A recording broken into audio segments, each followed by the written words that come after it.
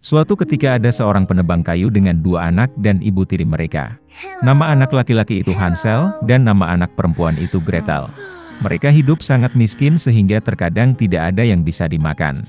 Dan kemudian pada suatu malam dia berbaring di tempat tidur, memikirkan bagaimana memberi makan anak-anak lebih jauh.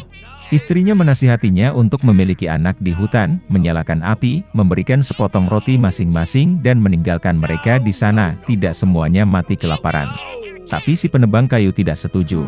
Dan sampai saat itu, istrinya membujuknya bahwa dia akhirnya setuju. Dan anak-anak, karena kelaparan, juga tidak bisa tidur dan mendengar semua yang dikatakan ibu tiri mereka kepada ayah mereka. Dan saat orang tuanya tertidur, Hansel diam-diam bergegas keluar rumah. Bulan bersinar terang, dan batu putih berkilauan seperti koin. Hansel mengantongi sebanyak mungkin yang dia bisa. Kemudian dia kembali ke rumah dan anak-anak pergi tidur. Di pagi hari, ibu tiri mendatangi anak-anak itu, memberi mereka masing-masing sepotong roti, dan mereka semua pergi ke hutan bersama. Dalam perjalanan, Hansel melempar batu putih satu persatu. Ketika mereka sampai di tempat terbuka, ayah saya mulai menyalakan api. Dia memerintahkan anak-anak untuk duduk di dekat api dan memastikan bahwa api tidak padam, sementara mereka dan ibu tiri mereka akan mencari lebih banyak kayu bakar. Mereka duduk, lelah, dan tertidur. Ketika anak-anak bangun, itu adalah malam yang gelap di sekelilingnya.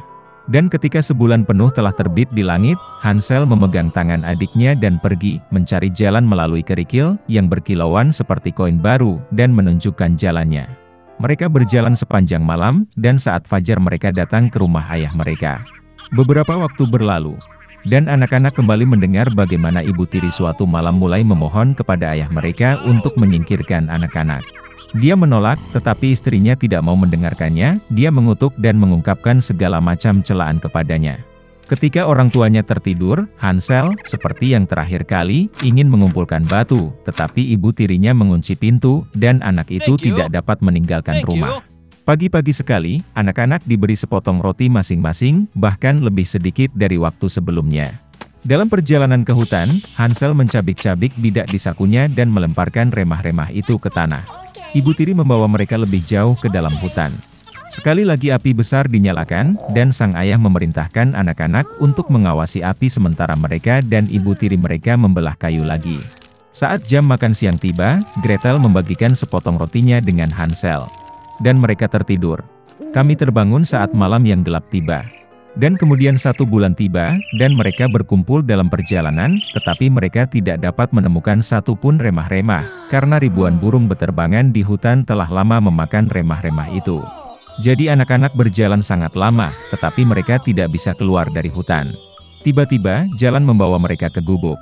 Saat mendekat, anak-anak melihat bahwa rumah itu semuanya terbuat dari roti dan biskuit, dan jendelanya terbuat dari gula murni. Hansel mengulurkan tangan dan mematahkan bagian atap, sementara Gretel pergi ke jendela dan mulai menggerogoti jendela. Dan kemudian pintu di gubuk terbuka lebar, dan wanita tua itu keluar, bersandar pada kruk. Hansel dan Gretel sangat ketakutan sampai-sampai mereka melepaskan informasi dari tangan mereka. Dan wanita tua itu baik hati dan mengundang mereka ke gubuknya. Sudah ada banyak makanan di atas meja, susu, kue, apel, dan kacang-kacangan. Setelah makan malam, wanita tua itu membuatkan 2 tempat tidur bersih untuk anak-anaknya, dan Hansel serta adiknya mengira mereka ada di surga. Tetapi wanita tua itu hanya berpura-pura menjadi penyayang, tetapi sebenarnya dia adalah seorang penyihir jahat, yang membangun pondok rotinya untuk tujuan ini untuk memikat anak-anak. Pagi-pagi sekali, saat anak-anak sedang tidur, dia mengambil Hansel dan memasukkannya ke dalam sangkar kecil. Dan dia memerintahkan saudara perempuannya untuk melakukan semua yang diminta penyihir jahat itu. Wanita tua itu memutuskan untuk menggemukkan bocah itu untuk dimakan nanti. Jadi Gretel mulai memasak makanan paling enak untuk Hansel, dan dia sendiri hanya punya sisa makanan. Beberapa waktu berlalu, dan bocah itu tidak menjadi gemuk. Kemudian wanita tua itu tidak mau menunggu lebih lama lagi, dan memutuskan untuk memasak dan memakan Hansel. Dia memerintahkan Gretel untuk menyalakan kompor dan mengoleskan air. Ketika kompor sudah hangat, wanita tua itu menyuruhnya naik ke atas kompor dan melihat apakah sudah cukup panas. Jadi dia ingin mendorong gadis itu ke dalam api dan memanggangnya. Tapi Gretel tahu apa yang ada di pikirannya. Dia berkata bahwa dia tidak tahu bagaimana masuk ke sana, dan meminta penyihir itu untuk menunjukkan dirinya. Wanita tua itu marah dan naik ke dalam oven. Kemudian Gretel mendorongnya dan membanting penutup di belakang penyihir itu. Wow, betapa mengerikan wanita tua itu melolong. Gretel sementara itu bergegas ke Hansel dan membuka kandangnya. Setelah membebaskan saudara mereka pergi ke kamar penyihir, di mana ada kotak-kotak mutiara dan batu berharga di semua sudut, mengisi kantong mereka dengan mereka dan pulang. Selama beberapa hari anak-anak mencari jalan pulang. Hutan tampak semakin akrab, dan akhirnya mereka melihat rumah ayah mereka di kejauhan. Betapa senangnya dia melihat anak-anaknya hidup.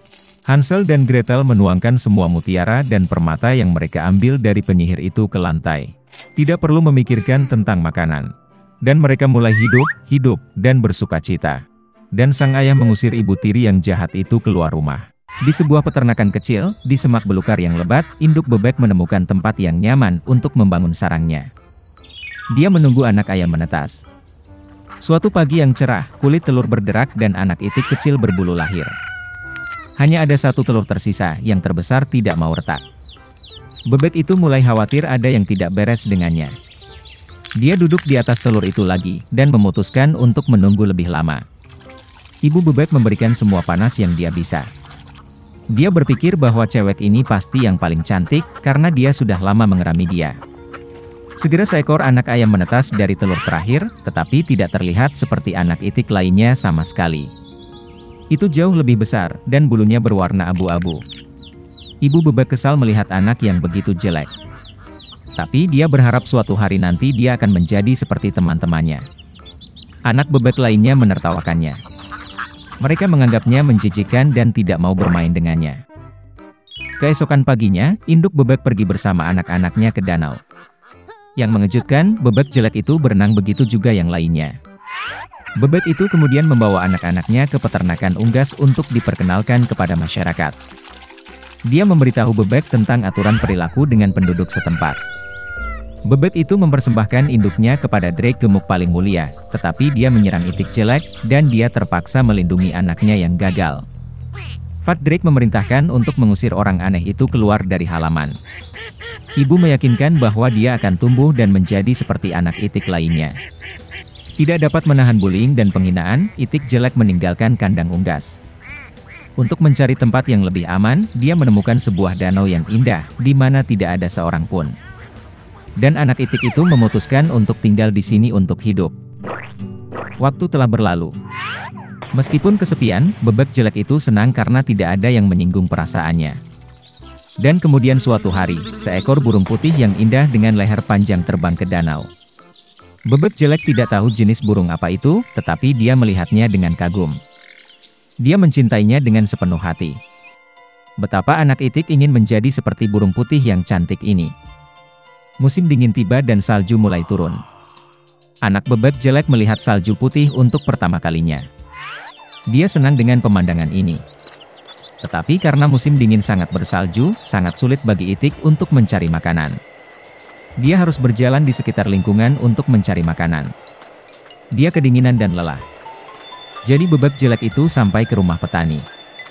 Ketika petani itu melihat anak ayam yang kurus dan tidak bahagia, dia merasa kasihan padanya. Petani memutuskan bahwa dia akan memelihara bebek bersamanya sampai dia gemuk dan dewasa. Musim semi telah tiba. Pemiliknya merawat anak ayam itu dengan baik, dan dia tumbuh besar. Anak itik itu sudah membutuhkan banyak tempat, dan petani itu memutuskan untuk melepaskannya ke danau. Berdiri di tepi danau, anak itik jelek itu memandang bayangannya di dalam air. Dan dia tidak bisa mempercayai matanya, dia tidak bisa mengenali dirinya sendiri, dan berpikir bahwa ada orang lain di belakangnya. Dan kemudian anak itik itu menyadari bahwa burung yang mengagumkan dalam pantulan itu adalah dirinya sendiri. Untuk merayakannya, dia meronta-ronta dan berenang ke seluruh danau dari ujung ke ujung. Dan tiba-tiba dia melihat burung putih cantik yang sama dengan leher panjang yang pernah dia lihat sebelumnya. Bebek jelek itu memutuskan untuk berenang lebih dekat dengannya. Tetapi burung yang cantik itu tidak ketakutan, tetapi sebaliknya dia tersenyum dan mengedipkan mata, dan bersama-sama mereka berenang menyeberangi danau. Bebek jelek tidak bisa mempercayai kebahagiaannya. Saat lewat, seekor drake gemuk di tepi danau berkata bahwa dia belum pernah melihat angsa muda yang begitu cantik seumur hidupnya. Betapa terkejutnya dia saat mengetahui bahwa itik jelek yang pernah dia usir dari kandang unggas adalah seekor angsa yang cantik. Ternyata anak itik yang jelek itu adalah angsa. Sejak awal, sebutir telur secara tidak sengaja jatuh ke sarang bebek. Dan ketika angsa muda yang cantik itu kembali ke rumah, semua orang di kandang unggas menjadi sangat malu karena mereka pernah menyinggung perasaannya karena penampilannya.